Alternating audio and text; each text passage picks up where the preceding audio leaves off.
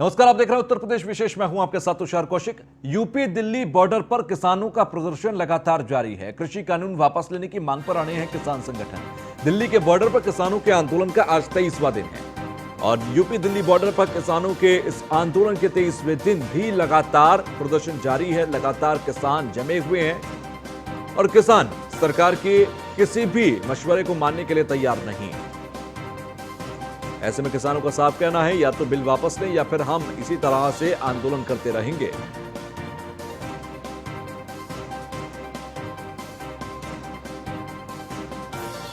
तो आज 23 दिन का हो चुका है ये पूरा आंदोलन। आपको बता रहे किसानों का ये आंदोलन लगातार गाजीपुर बॉर्डर पर मौजूद किसान।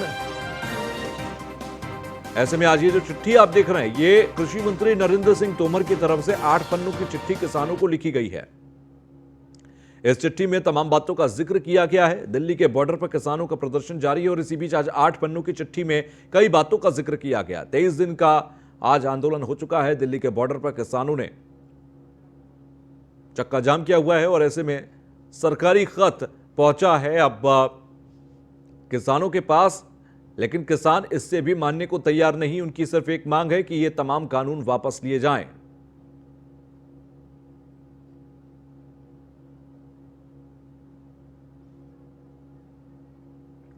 गौरव यादव हमारे साथ गाजीपुर बॉर्डर से सीधे जुड़ गए हैं। गौरव, आज 8 पन्नों की चिट्ठी लिखी है नरेंद्र सिंह तोमर ने किसानों के लिए। इस चिट्ठी के बाद कुछ हवाएं बदली हैं क्या आंदोलन के बीच?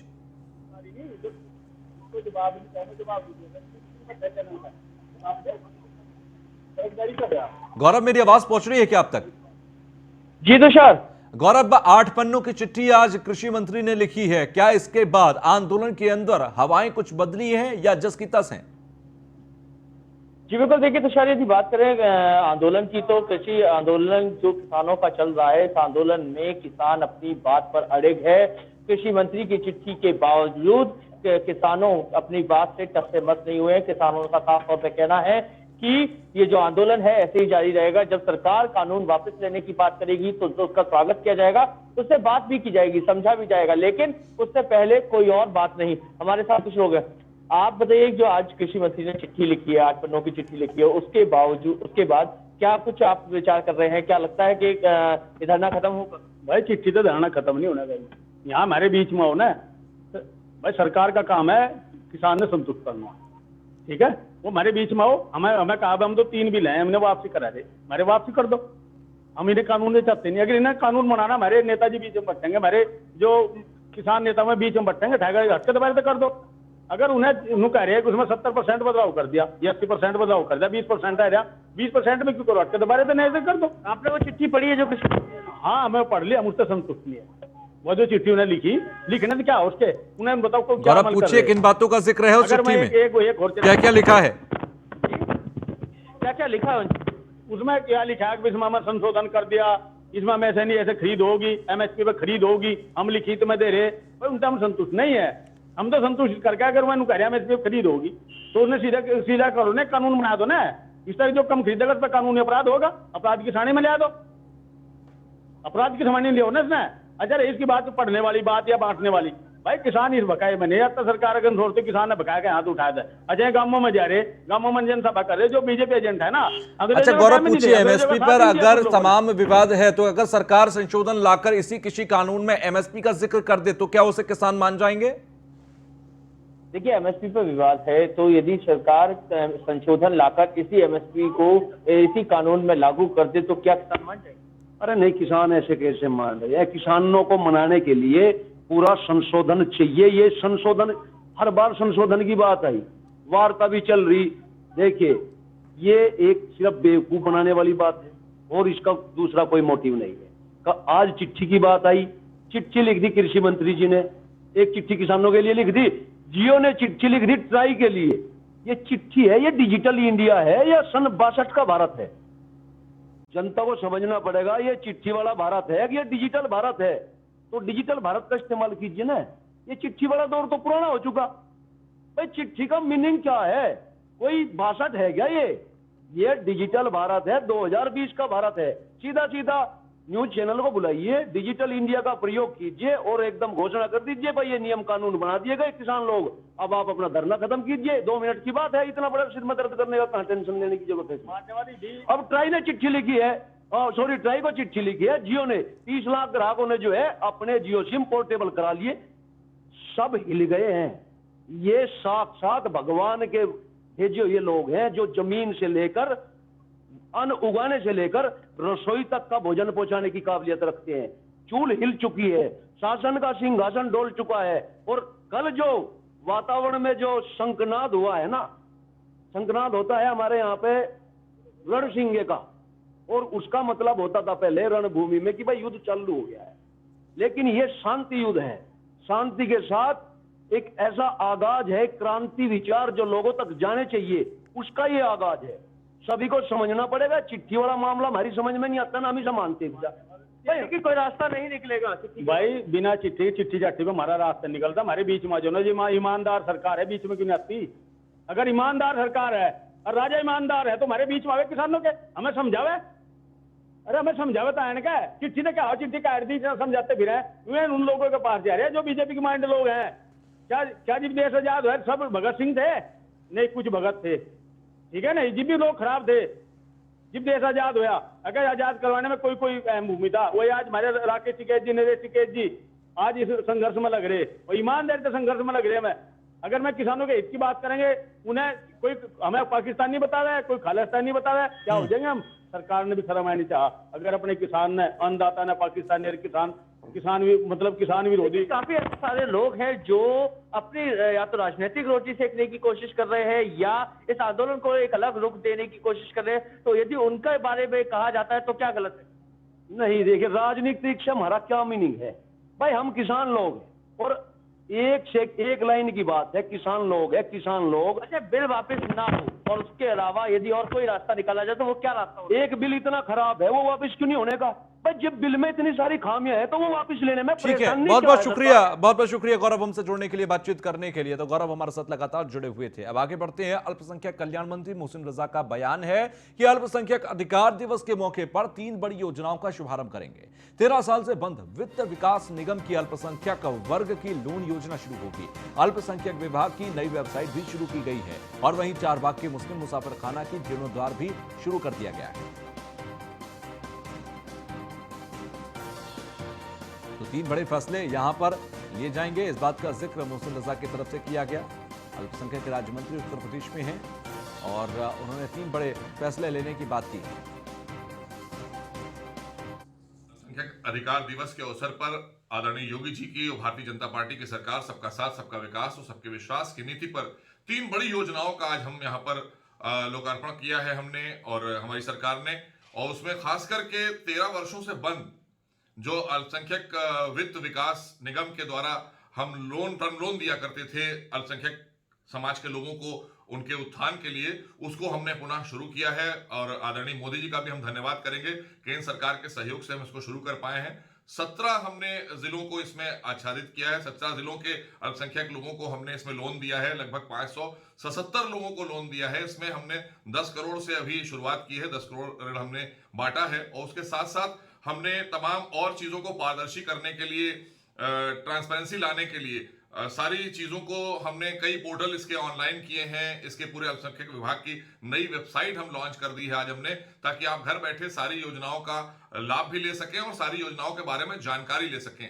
और खास करके जो अल्पसंख्यक समाज का एक यहाँ पर मुस्लिम मुसाफिर खाना है चारबाग में, लखनऊ में, उसको बहुत अच्छे तरीके से फिर से तो वहीं मेरठ दौरे पर केंद्रीय मंत्री स्मृति ईरानी पहुंची। किसानों से संवाद करेंगी स्मृति ईरानी। किसानों से संवाद करने के लिए मेरठ दौरे पर केंद्रीय मंत्री स्मृति ईरानी पहुंच रही हैं। आपको बता दें कि किसानों से संवाद करेंगी स्मृति ईरानी। किसानों से उनके तमाम मुद्दों पर बातचीत होगी। तो मेरठ दौरे पर केंद्रीय मंत्री स्मृति ईरानी हैं और किसानों से संवाद करेंगी आज स्मृति ईरानी। किसानों से बातचीत का रास्ता निकालने की कोशिश करेंगी। किसान आंदोलन को लेकर सीधे तौर पर किसानों को समझाने के लिए आज स्मृति ईरानी पहुंच रही है मेरठ और वहां पर किसानों से बातचीत करेंगे, किसानों से विचार विमर्श करेंगे, उनकी समस्याओं को समझेंगे और उनको समाधान देने की कोशिश करेंगे। संवाददाता मोहसिन खान मेरठ से हमारे साथ जुड़ रहे हैं। मोहसिन, स्मृति ईरानी पहुंच रही हैं और वहां पर किसानों से आज बातचीत करेंगे, क्या कुछ रहेगा पूरे दिन? देखिए तुषार, मैं आपको बता दूं कि जिस तरह से 3 कृषि अध्यादेश बिलों को लेकर लगातार किसान विरोध प्रदर्शन कर रहे हैं, देश की राजधानी दिल्ली में मुख्यमंत्री योगी आदित्यनाथ अभी 1 हफ्ता पहले ही मेरठ पहुंचे थे। यहाँ उन्होंने सरदार वल्लभ भाई पटेल कृषि विश्वविद्यालय में एक कार्यक्रम में शिरकत की थी और उस कार्यक्रम में भी जो उनका फोकस था वो पूरा किसानों के ऊपर था, क्योंकि किसानों की नब्ज को टटोलने की कोशिश जो सीएम योगी आदित्यनाथ ने की थी उसको आगे बढ़ाने का काम केंद्र और प्रदेश सरकार के मंत्रियों के कंधों पर आ गया है। क्योंकि भारतीय जनता पार्टी ने किसानों को ये समझाना चाहती है कि 3 कृषि अध्यादेश बिल जो आने वाला है वो किसानों के विरोध में नहीं है बल्कि किसानों के हित में है। देश के प्रधानमंत्री नरेंद्र मोदी चाहते हैं कि 2022 तक किसानों की आय को दोगुना किया जाए और वो जहां चाहे अपनी फसल को बेच सकते हैं। इसीलिए भारतीय जनता पार्टी ने इस तरह से किसान सम्मेलन करने का एक निर्णय लिया है और जिसको लेकर केंद्रीय मंत्री स्मृति ईरानी मेरठ पहुंची है। यहाँ पर किसानों से वो सीधा संवाद करेंगे। जो मेरठ की विधानसभा है, सरगना, सिवाल खास, मेरठ दक्षिण, मेरठ शहर और इससे अलावा जो पिठौर विधानसभा है वहां से तमाम भारतीय जनता पार्टी के जो विधायक है, जनप्रतिनिधि हैं, क्योंकि यहाँ पर मेरठ में 7 विधानसभा है, उनमें से 6 विधानसभा पर भारतीय जनता पार्टी का कब्जा है और 1 सीट पर समाजवादी पार्टी का कब्जा है। तो कुल मिलाकर जितने भी भारतीय जनता पार्टी के जो कार्यकर्ता है, पदाधिकारी हैं, जनप्रतिनिधि हैं, उन्हें जिम्मा दिया गया था कि वो अपनी अपनी विधानसभा से यहाँ पर किसानों को लेकर पहुंचे। हालांकि शुरुआत में तो किसानों की संख्या काफी कम थी, लेकिन अब देखना ये होगा कि स्मृति ईरानी किसानों को किस हद तक संतुष्ट कर पाती है कि जो 3 कृषि अध्यादेश है वो किसानों के हित में है, ना कि उनके विरोध में है। मोहसिन, क्या किसान आज बातचीत के जरिए, विचार विमर्श के जरिए, स्मृति ईरानी से बातचीत के जरिए क्या समझने के लिए तैयार हैं? ये भी एक बड़ा पहलू होना चाहिए। देखिए तुषार, ये एक बहुत बड़ा सवाल है और एक ही कड़वी सच्चाई भी है कि क्या किसान इस बात को समझ पाएंगे कि जो केंद्र और प्रदेश सरकार के मंत्री हैं वो किसानों को ये समझाने की कोशिश कर रहे हैं कि 3 कृषि अध्यादेश उनके हित में है, विरोध में नहीं है। यहाँ मैं आपको एक बात बताना चाहता हूँ कि जो मुख्यमंत्री योगी आदित्यनाथ का दौरा हुआ था उसमें प्रशासन के लिए एक बड़ी चुनौती थी और तकरीबन 4 से 5 हजार किसानों को लाने का लक्ष्य रखा गया था और उसमें तकरीबन 400 से 500 जो रंगरूट पुलिसकर्मी थे उनको प्राइवेट ड्रेस में किसान की वेशभूषा में पहनाकर वहां पर बैठाया गया था और यही एक इसी तरह की स्थिति केंद्रीय मंत्री ठीक है, चलिए बहुत बहुत शुक्रिया मोहसिन हमसे जुड़ने के लिए, बातचीत कर। अब आगे बढ़ते हैं खबरों में। आम आदमी पार्टी के जिला प्रभारी सूर्य त्रिपाठी ने यह कहा है कि उत्तर प्रदेश में आम आदमी पार्टी 2022 में विधानसभा चुनाव लड़ने की औपचारिक घोषणा के साथ ही आम आदमी पार्टी इसकी तैयारियों में भी जुट गई है। सूर्य त्रिपाठी ने प्रेस वार्ता कर कहा कि उत्तर प्रदेश में अब तक जितनी भी पार्टियां आई हैं उन्होंने सिर्फ जाति धर्म के आधार पर चुनाव लड़ा, पर अब यह तस्वीर आम आदमी पार्टी के मैदान में उतरने के बाद बदलेगी। अब उत्तर प्रदेश में भी बिजली, पानी, शिक्षा, स्वास्थ्य, रोजगार जैसे मुद्दों पर बात होगी।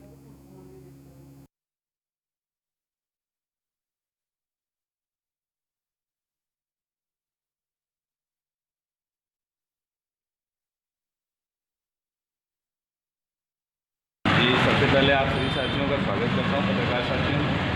आज की बैठक का उद्देश्य यह था कि हम आम आदमी पार्टी के राष्ट्रीय संयोजक दिल्ली के मुख्यमंत्री अरविंद केजरीवाल जी को सिद्धार्थनगर जनपद की टीम की तरफ से धन्यवाद ज्ञापित करते हैं कि उन्होंने उत्तर प्रदेश में 2022 के विधानसभा चुनाव लड़ने का फैसला किया है। उत्तर प्रदेश की जनता को एक नया राजनीतिक विकल्प देने का काम किया है। उत्तर प्रदेश की जनता जो इतने सालों से इन राजनीतिक पार्टियों के द्वारा धर्म जाति के नाम पर बांटकर ठगी जा रही है, उनको अब शिक्षा, बिजली, पानी, स्वास्थ्य के मुद्दे पर चुनाव लड़ने के लिए एक विकल्प मुहैया कराया है। इसलिए हम आज आए थे यहाँ पर अपने जिला सिद्धार्थनगर के साथियों के साथ बैठक की है, आगे की रणनीति तय की है। पहले हम जिला पंचायत चुनाव लड़ेंगे, फिर उसके बाद हमारे 2022 के विधानसभा चुनाव लड़ेंगे। जी सबसे पहले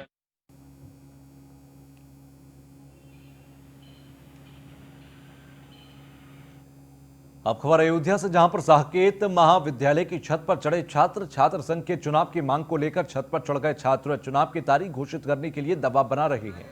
महाविद्यालय की छत से कूदने की धमकी दे रहे हैं। अजय कुमार सिंह और मोहित यादव नाम के छात्र ने हंगामा किया। साकेत महाविद्यालय की छत पर ये छात्र चढ़े थे। अयोध्या में साकेत महाविद्यालय की छत पर चढ़े और उसके बाद इन्होंने वहां पर जमकर हंगामा काटा। तो छात्र संघ चुनाव कराने की मांग को लेकर ये छत पर चढ़ गए, उसके बाद वहां से कूदने की धमकी देने लगे। साकेत महाविद्यालय का ये मामला अयोध्या में।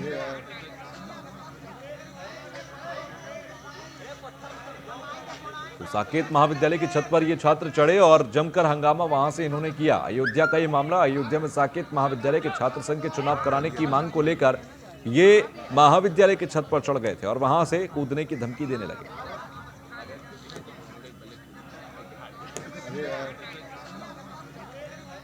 खबर अमेठी से, जहां पर मौलाना कलीम कारी ने की नाबालिग से रेप की कोशिश। साथियों के साथ मिलकर नाबालिग से रेप की कोशिश की है। मदरसे में पढ़ने गई छात्रा से मौलाना आए दिन करता था छेड़छाड़। विरोध करने पर छात्रा को मदरसे से मौलाना ने बाहर निकाल दिया। 26 तारीख को घर में अकेली पाकर साथियों के साथ घुसा मौलाना और नशीला पदार्थ खिलाकर साथियों के साथ रेप की मौलाना ने कोशिश की। अब नाबालिग छात्रा के परिजनों की शिकायत पर मुकदमा दर्ज हुआ। आरोपियों की गिरफ्तारी के लिए गठित की गई टीम। अमेठी के शिव रतन थाना क्षेत्र का एक मामला है, जहां पर अमेठी में यह मामला सामने आया। शिक्षा के मंदिर में शिक्षा देने वाला शिक्षक ही हैवान बन गया। पढ़ते थे तो वहाँ की कारी हमारे साथ में बदतमीजी से बात करते थे। हमने आके घर पे शिकायत की। घर वाले हमारे उनके पास शिकायत करने गए, तभी उन्होंने कुछ नहीं बोला। फिर जब 26 तारीख को हमारी अम्मी बाजार चली गई। प्रातः ये तहरीर प्राप्त हुई थाना हाजा पर पीड़िता के द्वारा। तत्काल उस पर अभियोग पंजीकृत कर लिया गया है और उसमें जो भी अभियुक्तगण हैं उनकी गिरफ्तारी के लिए टीमें सक्रिय कर दी गई। यथाशीघ्र गिरफ्तारी कर ली जाएगी। नहीं तो क्या मामला, क्या ये 354 ये मामला ये बताई जा रही तहरीर के हिसाब से 26/11 को उन्होंने जो तहरीर दी उसके हिसाब से उनके साथ घटना। इसी के साथ उत्तर प्रदेश विशेष में बस इतना ही। आगे भी खबरों का सिलसिला जारी रहेगा। देखते रहिए न्यूज़ 1।